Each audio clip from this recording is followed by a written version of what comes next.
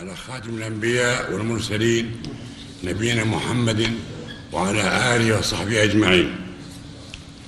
إخواني وأبنائي منسوبي جميع القطاعات العسكرية، أيها الإخوة الأبناء الحضور، السلام عليكم ورحمة الله وبركاته. أهني إخواني وأبنائي المواطنين والمواطنات نجاح حجاج بيت الحرام عيد الأضحى المبارك، أعاده الله على بلادنا وعلى الأمة الإسلامية بالخير واليمن والبركات، وكل عام وأنتم بخير.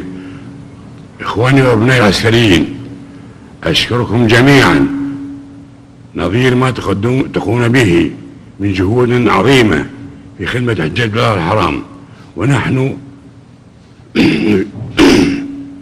نشرف جميعا بخدمة ضيوف الرحمن والسهر على راحتهم ونبذل الغالي والرخيص والنفيس في سبيل توفير أسباب الراحة والطمأنينة لهم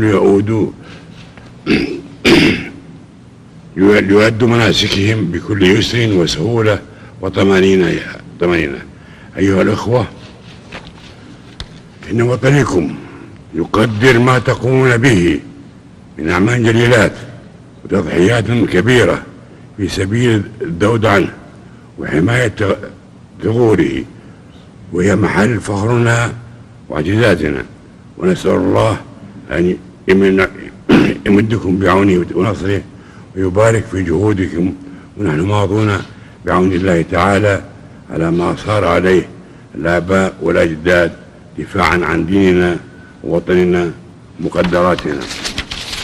أيها الإخوة والأبناء، في هذا اليوم نستذكر أبطالنا الشهداء الذين ضحوا بأرواحهم دفاعا عن دينهم ووطنهم، ونسأل الله سبحانه وتعالى أن يغفر لهم ويرحمهم، وأن يجعل منازلهم في جنة النعيم، وأن يمن على أبنائنا المصابين بالشفاء العاجل، كما نسأله جل قدرته أن يحفظ بلادنا ويديم عليها نعمة الأمن والاستقرار، إنه سميع مجيب.